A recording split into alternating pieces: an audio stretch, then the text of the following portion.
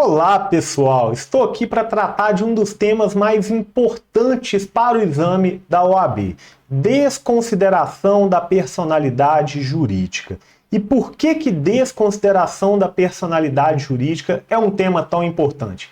Ela pode aparecer na sua prova de civil, na sua prova de consumidor, na sua prova de trabalho, na sua prova de ambiental, na sua prova de processo civil.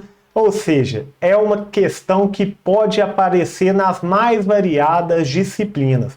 E por isso eu escolhi este tema para este vídeo. Obviamente não é difícil não, tá? Mas é importante que vocês fixem os requisitos, beleza? Então o objetivo deste vídeo é que vocês saiam com os requisitos para a desconsideração da personalidade jurídica devidamente gravados, ok? Podem ficar tranquilos que vai dar certo. Para você que não me conhece ainda, meu nome é Wallace, sou professor, sou advogado e montei este canal do YouTube para ajudá-lo a conquistar a tão sonhada carteira da OAB e eventualmente também trazendo aí outras questões pertinentes para os profissionais do direito. Ótimo! Deixo o convite também para seguir meu Instagram, seguir meu TikTok e se inscrever aqui no canal do YouTube, deixar o seu like aí que me ajuda bem também. Então tá na tela de vocês o Wallace F. Souza, de Fabrício Paiva Souza, que é meu nome completo. Beleza. Então, visto isso, bora, sem enrolação, trabalhar a desconsideração da personalidade jurídica.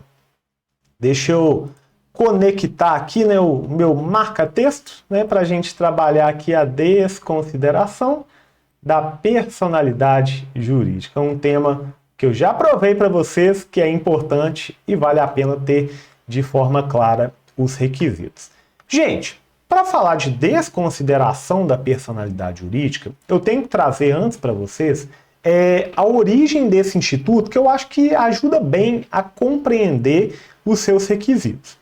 Quando a gente fala de desconsideração da personalidade jurídica, a gente tem que considerar que tem uma pessoa jurídica, né? Que tem uma pessoa jurídica. Então a gente pode aqui, né, brincar que essa aqui é uma sociedade limitada, por exemplo.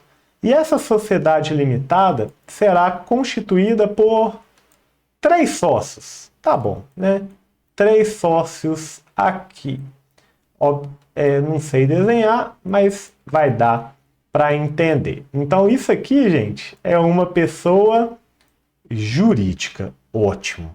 E a pessoa jurídica, ela tem uma autonomia patrimonial, tem um nome dela próprio, tem um endereço próprio, tem uma capacidade processual própria.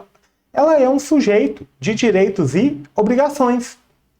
Então, quando a gente fala numa sociedade limitada, por exemplo, é um sujeito de direitos. Ela vai poder estabelecer contratos. Por exemplo, vamos supor aqui que ela está estabelecendo um contrato com um credor, com um fornecedor de algo, enfim, um contrato aqui de distribuição, e a gente vai estabelecer uma relação na qual essa pessoa aqui seja o credor e a pessoa jurídica seja o devedor. Ótimo. Se a pessoa jurídica não paga, como ela é um sujeito de direitos e obrigações diferente das pessoas que a constituem, quem que vai responder? É a pessoa jurídica. Então, a princípio, quando esse credor busca o adimplemento de uma obrigação da pessoa jurídica, ele barra nesse véu da pessoa jurídica. E isso é muito importante, gente. Isso é um estímulo ao empreendedorismo. Olha só, você que está aí me vendo, pode ser empresário? Pode. Será empresário individual. Beleza? Será empresário individual. Você vai para o mercado com o seu nome. Você terá uma responsabilidade ilimitada. Ou seja, você responderá com todos os seus bens pessoais para as suas obrigações. Isso é um risco, porque muitas vezes a crise, você pode pensar, não, mas eu sou bom empresário, sou bom administrador, mas a crise pode chegar Mesmo com você tendo a melhor gestão do mundo, pode ter, sei lá, uma enchente, pode ter uma catástrofe natural que vai te prejudicar, pode ter uma pandemia mundial. Esse exemplo agora, infelizmente, é o melhor exemplo, né, por conta da pandemia de coronavírus de 2020. A pandemia prejudicou muitos empresários de sucesso. E, naturalmente, eles começaram a dever, foram ajuizados, tiveram ações ajuizadas contra a pessoa jurídica. Imagina se os bens dessas pessoas que constituem a pessoa jurídica todos respondessem. Seria um problema.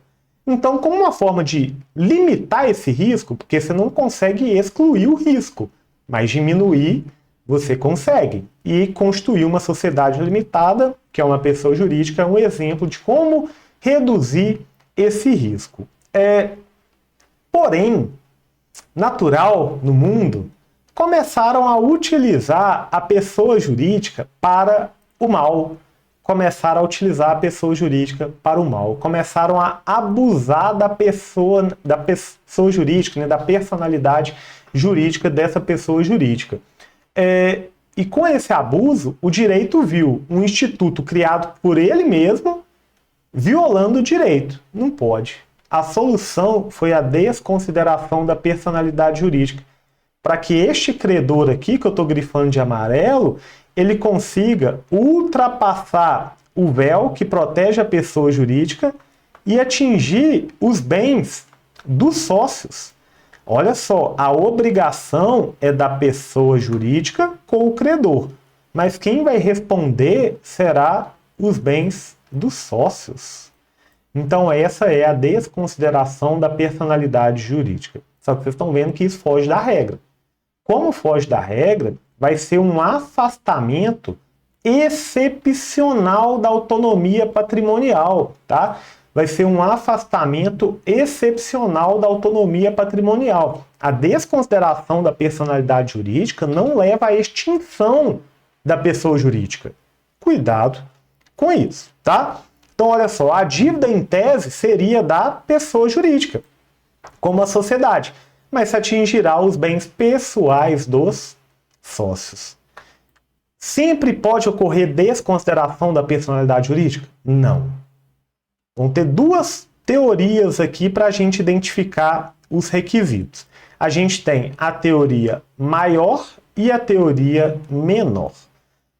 As relações cíveis e empresariais, a gente adota a teoria maior, que vai exigir mais requisitos. Então, a maior exige mais requisitos e está lá no artigo 50 do Código Civil. Já vou dar uma lida nele com vocês. E temos a teoria menor também, que está lá no 28, parágrafo 5º do CDC. Então, relação consumerista, teoria menor. E o artigo 4º da Lei de Crimes Ambientais, que é a Lei 9.605, também vai adotar a teoria menor. Já eu vou explicar para vocês os requisitos que a gente tem. O que eu preciso destacar é que tudo vai depender da relação. Então eu tenho que olhar para a relação e falar, essa relação aí é empresarial. Então aplica a teoria maior. É uma relação civil. Então a gente aplica a teoria maior. É uma relação consumerista. Então a gente aplica a teoria menor. Então, ficar atenta à natureza jurídica dessa relação para que a gente consiga identificar se é a teoria maior ou a teoria menor. Vamos ver aqui os requisitos? Deixa eu mudar aqui para os requisitos. Então, na tela de vocês aí, o artigo 50 do Código Civil, que vai trazer a teoria maior. Tá pequenininho, mas aí vocês podem abrir o site do Planalto. Sempre recomendo o site do Planalto para ter a redação atualizada do código. Inclusive, gente, esse artigo 50 foi muito alterado pela Lei de Liberdade Econômica, tá? De 2019. Então, ao ler o Código Civil, verifiquem se tem aí as alterações da Lei de Liberdade Econômica. Mas, beleza, olha só. Em caso de abuso da personalidade jurídica, então, em caso de abuso da personalidade jurídica. E o que é esse abuso? Caracterizado pelo desvio de finalidade ou pela confusão patrimonial. Então encontramos os requisitos da teoria maior. Teoria maior não basta não pagar, não basta dever não. Tem que caracterizar um abuso da personalidade jurídica. E esse abuso aí vai ser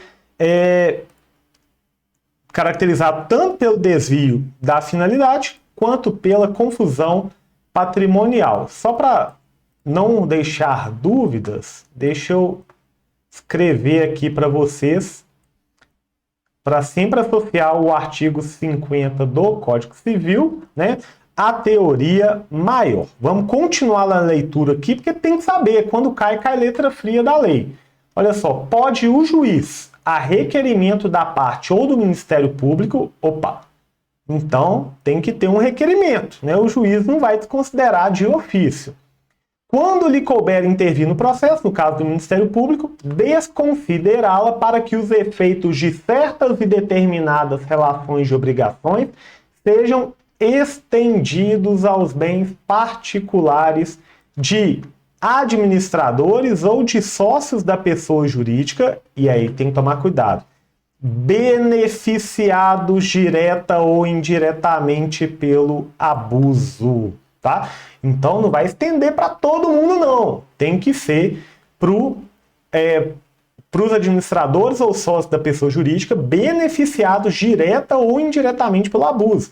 O STJ traz até casos de sociedade anônima. Poxa, o administrador lá contribuiu para o abuso, ficou caracterizado, então pode ter a desconsideração da personalidade jurídica sem problemas. Parágrafo 1º. Para os fins do disposto neste artigo, o que é desvio de finalidade, né? Desvio de finalidade é a utilização da pessoa jurídica com o propósito de lesar credores e para a prática de atos ilícitos de qualquer natureza. Então, a pessoa jurídica, ela existe para um fim lícito. Ela tem um objeto lícito. E você utiliza a pessoa jurídica para algo ilícito, né? Para lesar credores, ok? Então, eu utilizo a pessoa jurídica para fazer um negócio, depois eu falo, não, a pessoa jurídica não tem bens, não, então não tem como ressarcir o que eu te devo. Não, o sócio, por exemplo, vai ser responsabilizado. Parágrafo 2º, entende-se por confusão patrimonial a ausência de separação de fato entre os patrimônios, caracterizada por cumprimento repetitivo pela sociedade de obrigações do sócio ou do administrador ou vice-versa, transferência de ativos ou passivos sem efetivas contraprestações, excetos de valor proporcionalmente insignificantes, cuidado com isso, tá? Isso aqui já caiu até em prova de magistratura, essa pegadinha aqui. Se for valor proporcionalmente insignificante, não vai caracterizar a confusão patrimonial. E outro ato de descumprimento da autonomia patrimonial. Beleza. Gente, tomar muito cuidado com esses requisitos. Só para ficar mais claro, confusão patrimonial é aquele caso em que a pessoa jurídica paga jantar particular do sócio, paga viagem de lazer do sócio, sem contraprestação, não tem nenhuma identificação com a atividade, mas está pagando as coisas do sócio, aí o sócio mistura o patrimônio dele com o da pessoa jurídica. Se você não sabe qual que é o patrimônio de cada um, como que você vai limitar a responsabilidade? Todos vão responder. Parágrafo 3º, o disposto, nesses dispositivos anteriores, também se aplica a extensão das obrigações de sócios ou de administradores à pessoa jurídica. Isso aqui, gente, nós estamos falando da inversa, desconsideração da personalidade jurídica inversa. Até coloquei aqui para vocês, para eu não esquecer de falar, o que é essa desconsideração inversa da personalidade jurídica. Vamos dar um exemplo de uma pessoa natural que é casada. E ela já está a fim de divorciar. Obviamente vai ter lá a partilha dos bens de acordo com o regime dos bens. Vamos supor que tenha lá uma comunhão, tudo, não vou entrar no mérito disso não. O que a pessoa começa a fazer? Começa a jogar todo o patrimônio dela para a pessoa jurídica. Começa a jogar tudo para a pessoa jurídica. Aí na hora da partilha dos bens fala, não tem nada, né? Não tem nada. Quem tem é a pessoa jurídica, é independente, tem autonomia. Eu mesmo não tenho nada. Pode isso? Não pode. É abuso, né? É um abuso aí caracterizado. Aí a obrigação que seria do sócio, quem vai responder é a pessoa jurídica. É o contrário do que a gente trabalhou. Esse parágrafo 4º traz a desconsideração da personalidade jurídica, que a doutrina chama de indireta. Olha só, a mera existência de grupo econômico sem a presença dos requisitos que trata o caput deste artigo não autoriza a desconsideração da personalidade da pessoa jurídica. Então, em caso de grupo econômico, pode ter a desconsideração, que a gente vai chamar de indireta, mas obviamente que tem que preencher os requisitos do artigo 50 do Código Civil. E parágrafo 5º, também já vi em prova de magistratura, não constitui desvio de finalidade a mera expansão ou a alteração da finalidade original da atividade econômica específica da pessoa jurídica. Wallace, tem que ler esse 50? Ler não é suficiente, tem que comer esse artigo 50. Então essa é a teoria maior. Vamos para a teoria menor. Já que eu escrevi aqui, né, lá na maior, deixa eu escrever aqui, ó. Aqui é a teoria menor. Escrever com o mouse é difícil, mas a gente faz. Então a teoria menor. Olha só o que ela vai dispor para a gente. Também poderá ser desconsiderada a pessoa jurídica sempre que sua personalidade for, de alguma forma, obstáculo ao ressarcimento de prejuízos causados aos consumidores. Lei de crimes ambientais poderá ser desconsiderada a pessoa jurídica sempre que sua personalidade for obstáculo ao ressarcimento de prejuízos causados à qualidade do meio ambiente. Gente, aqui não tem requisito, não. Basta o inadimplemento. Tem como requisito o inadimplemento, né? O que eu quero dizer que não precisa caracterizar abuso da personalidade jurídica, não precisa caracterizar desvio de finalidade ou confusão patrimonial. Na teoria menor, basta o mero inadimplemento. Basta o mero inadimplemento. Beleza. Então, gente, essa é a teoria menor, teoria maior. E por fim, eu quero indicar para vocês a leitura do CPC, tá? O CPC, artigos 133 a 137, trouxe a desconsideração da personalidade jurídica como modalidade de intervenção de terceiros no processo. Não deixem de ler aí toda a dinâmica processual. Tá certo? Então, desconsideração da personalidade jurídica é uma temática bem interessante para vocês trabalharem. Em provas, cuidado com a letra fria da lei e cuidado também de falar que a desconsideração leva à extinção da pessoa jurídica, é permanente, não é permitida pelo direito. Cuidado com isso aí. Então, só posso dizer uma coisa, né? Bora lá que vai dar certo. Não deixem de estudar e não deixem de me seguir nas redes sociais também. Agradeço aí, tá, a atenção de vocês. E se tiver alguma ideia de vídeo, me manda aí, tá? Se for da nossa área pertinente, né? Se eu tiver o domínio para passar para vocês, será um prazer poder ajudar com o conteúdo que você tenha dúvida. Então, continue ligado aí sempre nos conteúdos. Valeu!